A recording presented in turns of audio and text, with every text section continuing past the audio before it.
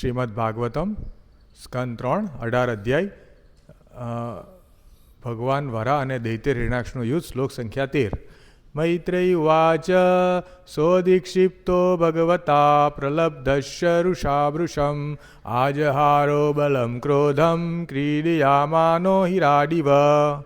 મૈત્રયઃ મહર્ષિ મૈત્રેય ઉવાચ બોલ્યા સ તે અસુર અધિક્ષિપ્ત અપમાન કરાયાથી ભગવતા ભગવાન દ્વારા પ્રલબ્ધ ઉપહાર કરતા ચ અને ઋષા ક્રોધથી વૃષમ બહુ આજહાર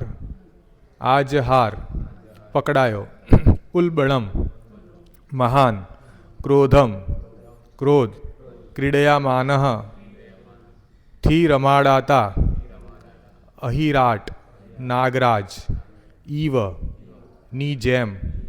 અનુવાદ. શ્રી મૈત્રેય બોલ્યા, ભગવાને અસુરને આ રીતે પડકાર્યો તેથી અસુર બહુ ગુસ્સે થઈ ઉત્તેજિત થયો અને છંછેડેલા નાગની જેમ તે ક્રોધથી ધ્રુજવા લાગ્યો. ભાવાર્થ. સાધારણ મનુષ્ય સામે કાળોતરો નાગ બહુ ભયાનક હોય છે, પણ તેની સાથે રમી શકતા ગારુડી સામે તે એક રમકડા જેવો હોય છે.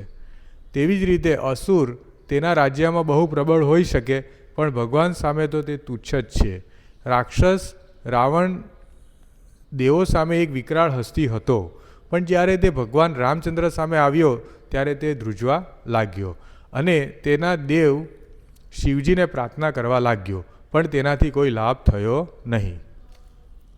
ઓમ અજ્ઞાનતિમિરાંધસ્ય જ્ઞાનાંજનશલાકયા ચક્ષુષિતમ યેન તસ્મૈ શ્રી ગુરુવે નમઃ. નમો વિષ્ણુપાદાય કૃષ્ણપ્રેષ્ઠાય ભૂતલે શ્રીમતે ભક્તિ વિકાસ સ્વામિનિતિ નામેને. નમો ઓમ વિષ્ણુપાદાય કૃષ્ણપ્રેષ્ઠાય ભૂતલે શ્રીમતે ભક્તિ વેદાંત સ્વામિનિતિ નામેને.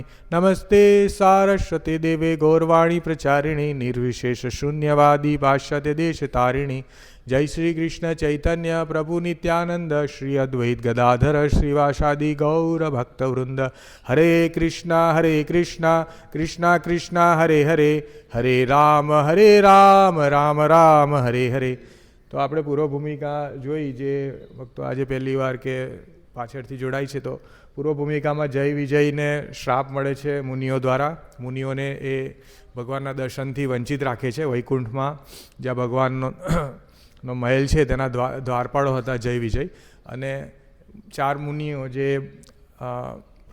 બ્રહ્માજીના પુત્રો હતા તો એ દર્શન કરવા માંગતા હતા, તો એમને વંચિત રાખે છે. તો બ્રહ્માજીના પુત્રોને ગુસ્સો આવે છે અને એમના થકી એમનું પતન થાય છે.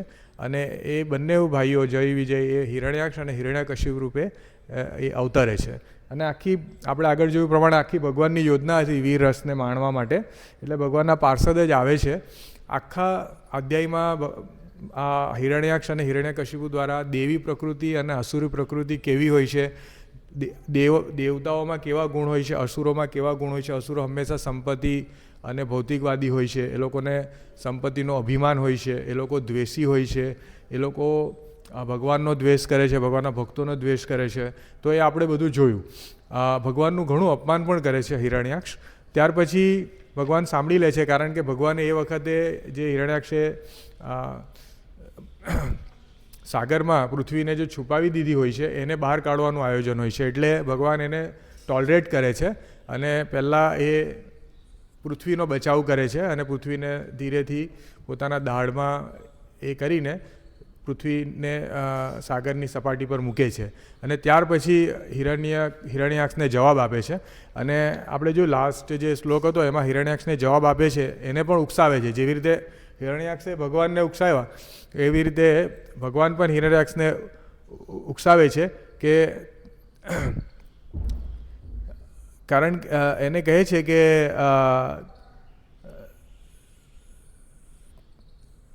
તું મૂર્ખામણી ભણો પ્રલાપ બંધ કર. તું જે મને બોલે છે બધા શબ્દ એ મૂર્ખામણી ભળ્યો પ્રલાપ એટલે વાતચીત. અમારો વધ કરીને તારા સગાવાલાના આંસુ તું નૂછી નાખ. ભગવાન એને ઉશ્કેરે છે કે તને એવું લાગે છે કે તારા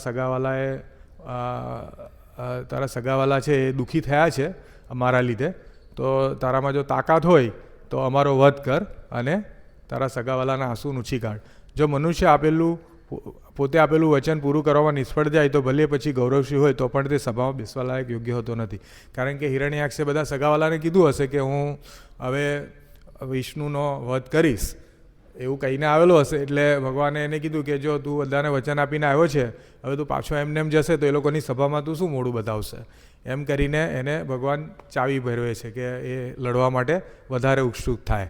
અને આજના શ્લોકમાં મૈત્ર આખું વાર્તાલાપ આપણે જોયું એ પ્રમાણે વિદુર મહાત્માને મૈત્રેય મુનિ કહે છે. એકચ્યુઅલી વાર્તાની અંદર વાર્તા એવી રીતે વાર્તાલાપ થાય છે. સુખદેવ ગોસ્વામી જે છે એમનો પરીક્ષિત મહારાજને વાર્તા છે ને એની અંદર જે વાર્તા આવે છે કે એમાં વિદુર મહાત્મા જે છે એ સાંભળે છે મૈત્રેય મુનિ પાસેથી એ રીતે. તો મૈત્રેય મુનિ બોલે છે અત્યારે, એકચ્યુઅલી આગળ બી બધું મૈત્રેય મુનિ જ બોલે છે, પણ એટલે એમાં એવું કે મૈત્રેય મુનિ એવું કે આ બોલ્યો એમ એ રીતે. હવે આમાં મૈત્રેય મુનિ ખુદ બોલે છે પોતે. એમાં એવું બોલે છે કે ભગવાને અસુરને આ રીતે પડકાર્યો તેથી અસુર બહુ ગુસ્સે થઈ ગયો અને છંછેડાયેલા નાગની જેમ એ ક્રોધથી ધ્રુજવા લાગ્યો. તો અહીં શીલ પ્રભુપાદજી કહે છે કે અસુરોની જે દાખલા કે માણસ સામાન્ય મનુષ્ય કોઈ નાગને જોઈ તો એકદમ ડરી જાય ને. કોઈ આપણે અહીંયા આવે સેન્ટરમાં નાગ નીકળે કે નીચે નીકળે તો કાળો તરો નાગ હોય મોટો અને ભયંકર તો આપણે ડરી જઈએ. પરંતુ તમે આપણે જોયું હશે કે આમાં ગારુડીઓ એટલે જે નાગને વશ કરે ને મદારી ટાઈપ માણસો આવે એ ટાઈપની જાતિ હોય તો એ લોકોને માટે એ લોકો તો એક નાનો સળિયો હોય આગળ હૂક હોય ને આમ કરીને એને લઈને ટોપલીમાં મૂકી દે અને પછી જેમ કહે ને એ પ્રમાણે એ લોકોના કંટ્રોલમાં રહે નાગ. એટલે આ રીતે એક એ લોકો માટે રમકડા જેવો બની જાય. આપણા માટે જે કહેવાય ને એકદમ ભયંકર, તો પ્રભુપાદજી બહુ સુંદર ઉદાહરણ આપે છે કે રમકડું એટલે કેવું કે આપણે સામાન્ય લાગે ને રમકડું, અને બીજું એનાથી આનંદિત થઈએ આપણે રમકડાથી. તો શીલ પ્રભુપાદજી આ રીતે બહુ સુંદર ઉપમાન આપે છે કે એક તરફ ભયંકર નાગ જે સામાન્ય માણસને ડરાવે એ જ વસ્તુ ગારુડીઓ માટે એક સામાન્ય રમકડું છે. તો એવી રીતે અસુર એના પોતાના રાજ્યમાં બાઉન્ડ્રી જો હોય ને ત્યાં બહુ પ્રબળ હોય, એ લોકો બહુ પ્રબળ હોય અને ત્યાં એ લોકો બહુ મોટી મોટી ડંફાસ બધાને કહે કે અમે જઈને બધા દેવોને અમે મારી નાખશું આમ તેમ પોતાના રાજ્યમાં. પરંતુ ગમે તે હોય ભગવાન સામે તો એ તુચ્છ જ છે. ભગવાન ઉદાહરણ આપે છે કે કારણ કે સૃષ્ટિના સર્વે સર્વા ભગવાન છે, જેવી રીતે ગઈકાલે બી પ્રભુજીએ બતાવ્યું એ પ્રમાણે કે બધું ભગવાનમાંથી આવે છે. તો જે વસ્તુના નિર્માણ કરનારા ભગવાન છે તો એને બધું વસ્તુ આધીન જ હોય. સપોઝ મેં આ બનાવ્યું હોય કંઈ પણ વસ્તુ તો એ મારા આધીન જ હોય, મારા ફેમિલી મેમ્બર જે મારા એ રીતે કહેવાનો ભાવ અર્થ એ છે કે જ્યારે ભગવાને જ બધાની રચના કરી છે તો એ બધા ભગવાનને આધીન જ છે. એટલે જ્યારે રાક્ષસો ભગવાન સામે આવે છે ને ત્યારે ધ્રુજવા માંડે. પોતાના રાજ્યમાં તો એ મોટી મોટી વાતો કરે છે. રાવણની ઉદાહરણ આપે છે શીલ પ્રભુપાદજી કે રાક્ષસ રાવણ દેવો સામે એક વિકરાળ હસ્તી હતો. દેવોને એટલો બધો હંફાવતો, આખું છે ને કહેવાય ને કે ઇન્દ્રનું સિંહાસન બી ડોલી જાય. અને ત્રણેય ભુવનમાં જે ભૌતિક જગતના જે ત્રણેય ભુવન છે એમાં એની બહુ ધાક હતી અને કહેવાય છે કે આખો હિમાલય પણ હલાવી દીધેલો અને શિવજી પણ ડરી, એટલે શિવજીને પણ ધ્રુજારી આવી ગઈ એમ કે આ કોણ છે. એટલે કહેવાનો ભાવ અર્થ કે એ દેવો સામે બહુ વિકરાળ રૂપ હોય છે દાનવોનું ને દેવોને બહુ ડરાવે એ લોકો, પરંતુ ભગવાનને નહીં ડરાવી શકે. કારણ કે જ્યારે આ વસ્તુ શીલ પ્રભુપાદજી કહી કે રાવણ એટલો બધો ભયંકર હતો તો બધા દેવો ડરતા એનાથી, પરંતુ જ્યારે રામ સામે આવ્યો ત્યારે એ પોતે ડરી ગયો હે ને. એટલે અને પછી એ શિવજીને પ્રાર્થના કરે કે એક પછી એક એના બધા યોદ્ધાઓ એમના ભાઈઓ મરવા માંડ્યા. એટલે એ હતાશ થઈ ગયો કે આ બધું આ મારી શક્તિ ગઈ ક્યાં એમ. આટલો શક્તિશાળી વ્યક્તિ હોય અને અચાનક એને ખબર પડે કે મારી શક્તિ કંઈ કામ જ નથી લાગતી તો કેવી હાલત થાય એમ હે ને. એટલે એ રીતે પછી એ લોકો શિવજી એટલે એના ઈષ્ટદેવ શિવજી હતા તો એ શિવજીને પ્રાર્થના કરવા લાગ્યો, પરંતુ તેનાથી પણ પ્રભુપાદજી લખે છે કોઈ લાભ થયો નહીં. એટલે આ વસ્તુ આપણે સમજવી જોઈએ કે આમાં એવું બતાવવામાં આવે છે કે જે રાક્ષસો છે અસુરો એ પોતાની ટેરિટરી જે છે પોતાનું જે સામ્રાજ્ય છે એમાં એ મોટા વાઘ બની જાય છે, પરંતુ જ્યારે ભગવાન સામે આવે છે તો એક નાના ઉંદર સમાન એમનું અસ્તિત્વ છે. એટલે ઘણીવાર આપણે શું જોઈએ ઘણા લોકો આજના જમાનામાં ગ્લોરીફાઈ કરે કે રાવણ તો આવો હતો, રાવણે તો આમ કરેલું હે ને. એટલે આજે એવા લોકો બી છે કે જે લોકોની મેન્ટાલિટી છે કે રાવણનું બી મંદિર બનાવે, કે રાવણ બી ભગવાન જેટલો સ્ટ્રોંગ હતો એમ, આ રીતે. એટલે એ લોકો છે ને ભૂલ ધારણા, એ લોકો આવા લોકોને ગ્લોરીફાઈ કરે, એ લોકોનું મહાત્મય બતાવે કે રાવણ આટલો એ હતો, કંસ બી આમ હતો, એવી રીતે એનું મહાત્મય બતાવે અને એનું મહાત્મય બતાવીને લોકોને ગેરમાર્ગે દોરે છે. પણ એ તો એ લોકો એ નથી કહેતા કે રામચંદ્ર સામે રાવણની શું હાલત થયેલી હતી, એ નથી કહેતા. એટલે આ રીતે જે આસુરી પ્રકૃતિવાળા લોકો છે ને એ લોકો આ લોકોને પૂજે, અસુરોને એ લોકોને પૂજે ને એ લોકોનું મહિમા મંડન કરે કે આવા અસુર જેવા બનવાનું એમ, આ રીતે. તો બધા ડરે એમ. એટલે આપણે હંમેશા આ વસ્તુ છે ભૂલધારણા ભરેલી છે ને એનાથી આપણી આસુરી વૃત્તિ વધે એવું છે. તો કોઈ પણ જગ્યાએ આ રીતની કોઈ ચર્ચા થતી હોય તો આપણે સમજવું જોઈએ કે પાશ્ચાત્ય ભૂમિમાં શું થયું એમ. બાહ્ય રીતે બધું દેખાડે છે કે રાવણે હિમાલય, કે રાવણે બહુ તપ કર્યું, એવું બી કહેવાય કે રાવણે એવું તપ કર્યું કે પોતાના આખા શરીરમાં એને એ થઈ ગયું, અગ્નિ આવી ગઈ ને છેલ્લે એકદમ ભસ્મ થવા માટે એટલું બધું એણે તપ કર્યું. પરંતુ એનાથી કોઈ ફાયદો નથી, કારણ કે એનું જે તપ છે ને, આસુરી લોકોનું તપ શેના માટે હોય કે પોતાને કંઈ ફાયદો થાય એના માટે તપ હોય, પોતાને માટે લાભ માટે. દાખલા તરીકે આપણે જોઈએ છીએ કે પેલા એણે પણ જે હિરણ્યકશિપુ પણ તપ કરે છે ને વરદાન માંગે છે કે ભાઈ મને આકાશમાં નહીં મરું, જમીન પર નહીં મરું, ઘરની બહાર નહીં મરું, અંદર નહીં મરું, સવારે નહીં મરું, સાંજે નહીં મરું, કોઈ પણ પ્રાણીથી કે કોઈ મનુષ્યથી મરું, કોઈ પણ જાતના હથિયારથી પણ નહીં મરું, આવી રીતે બધી રીતે. એટલે બ્રહ્માજી કે ભાઈ મારાથી, એટલે પહેલાં તો એણે એવો જ પ્રસ્તાવ મૂક્યો કે તમે એવી શક્તિ આપો કે હું મરું જ નહીં. બ્રહ્માજી કે મારો બી નાશ થાય છે તો હું તમને એવું વરદાન નહીં આપી શકું, એ સિવાય તમે માગો. તો એણે એવું માંગ્યું ગોળ ગોળ બધી વાત કરીને કે એનો જે મિનિંગ એવો જ થાય, એનો મતલબ એવો જ નીકળે કે મરશે જ નહીં. એટલે એણે શું પોતાની શક્તિ માટે, એને કોઈ ભક્તિ કરવા માટે એવું નથી વરદાન માંગ્યું, એણે પોતાની શક્તિ વધે અને એનાથી દેવો પર પોતાનું આધિપત્ય જમાવી શકે. ખાસ કરીને અધિપત્ય એટલે કેવું અધિપત્ય, પોતે ભગવાન છે એવો ભાવ, અને લોકો એના શરણે આવે.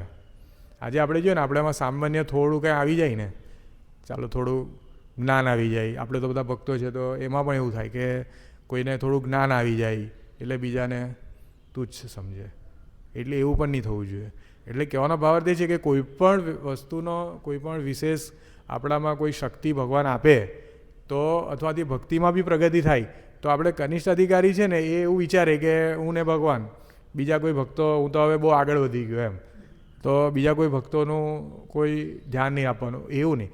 એ એક આસુરી ગુણ કહેવાય, કારણ કે આ અભિમાન કહેવાય, આ વસ્તુનો અહંકાર જે કહેવાય ને કે ફોલ્સ ઈગો. તો આ વસ્તુથી આ ધ્યાન રાખો. એટલે અસુરી તત્વ એટલે શું કે શક્તિ પોતાના સ્વાર્થ માટે માગે. કોઈ પણ શક્તિ છે પોતાના અહંકારને પોષવા માટે જે શક્તિનું માંગણી કરે એ અસુરી ગુણ કહેવાય. તો આ બધા જે અસુરો છે એ આપણે જોયું હશે કે એ લોકો ભગવાન એટલે દેવી દેવતાઓના શરણે જાય, ભગવાનના શરણે નહીં જતા, દેવી દેવતાઓના શરણે જાય છે અને એમનો આશય માત્ર ને માત્ર પોતાનામાં એવી શક્તિ આવે કે જેથી પોતે ભગવાન બની શકે. આ વસ્તુ જ્યારે બી આપણને એવું લાગે કે આપણે કોઈ ભગવાન બનવાનો પ્રયત્ન કરી રહ્યા છે કોઈ બી જગ્યાએ, તો આપણે આ ખાસ ચેક કરવું જોઈએ કે આ વસ્તુ આપણે ધ્યાન આપવું જોઈએ કે આ શક્તિ જે છે ભગવાને આપેલી છે, મારી નથી.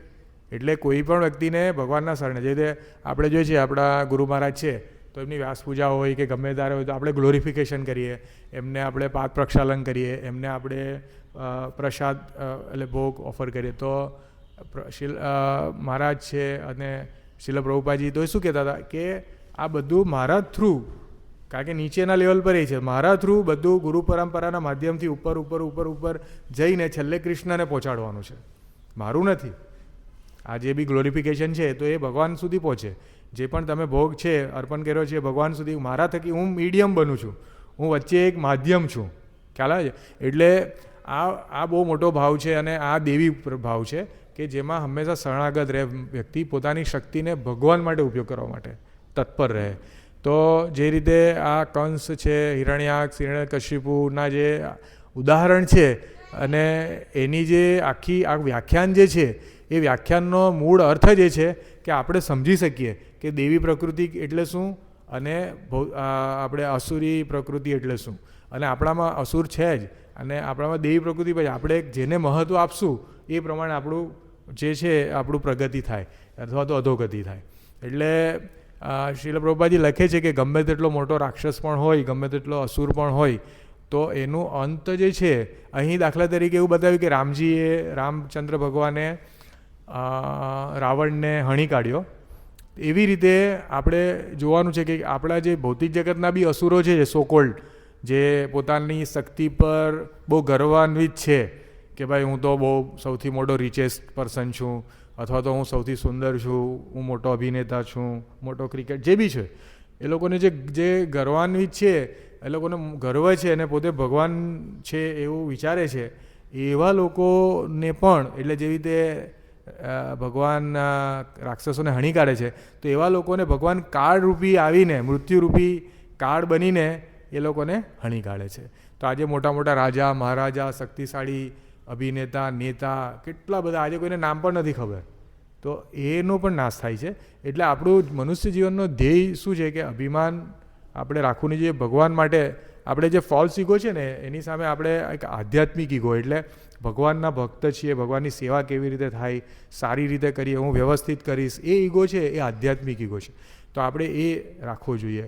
ભગવાનની સેવામાં તત્પરતા રહેવી જોઈએ. શક્તિનો મેક્સિમમ ઉપયોગ આપણે ભગવાનની સેવા માટે થાય પૂરેપૂરો, ડે બાય ડે એ ટ્રાય કરવી જોઈએ. કારણ કે શક્તિમાન ભગવાન, બધું આપનારા ભગવાન છે. આજે આપણે જો સામાન્ય એક આંગળી બી આપણી ફ્રેક્ચર થઈ જાય તો આપણે લખી નથી શકતા. આપણી પાસે કરોડો રૂપિયા હશે તો ચેક પર સહી નહીં થશે, ઓનલાઈન ટ્રાન્સફર બી નહીં થશે. ખ્યાલ આવ્યો તમને? એટલે બહુ અઘરું છે. એ જ્યારે મનુષ્ય એ પરિસ્થિતિમાં આવે છે ને, ત્યારે જ એને ખબર. ત્યાં સુધી એ રાક્ષસની જેમ, અસુરની જેમ અભિમાનિત બની રહે છે. તો ભક્તો આપણને સમજાવે છે એ પરિસ્થિતિ આવે ક્યારે આપણામાં, ત્યાં સુધી આપણે કર્મબંધન કર્યા કરીએ, અને જ્યારે આવે એવી પરિસ્થિતિ ત્યાર પછી આપણી પાસે સમય ના પણ રહે, મૃત્યુ આવી જાય. એટલે આ ભાગવતમના પ્રકાશથી, ભક્તોના સંઘથી આપણને પરિસ્થિતિ પહેલેથી સમજાવવામાં આવે છે, અને આપણે જે સમય છે એનો સદુપયોગ કરી શકીએ, મનુષ્ય જીવનનું કલ્યાણ થઈ શકે, એટલા માટે આપણને પહેલેથી હિન્ટ મળી જાય છે આમાંથી કે ભાઈ તને જે શક્તિ મળી છે, તને જે જ્ઞાન છે, જે પણ છે, તો એ ભગવાનની સેવા માટે વાપર, નહીં તો અસુરની જેમ તારું પણ ભગવાન એકવાર મૃત્યુ બનીને આવશે અને બધું હરી લેશે. હરે કૃષ્ણ. શ્રીમદ ભાગવતમ કી જય. વાંછા કલ્પતરુભ્યશ્ચ કૃપા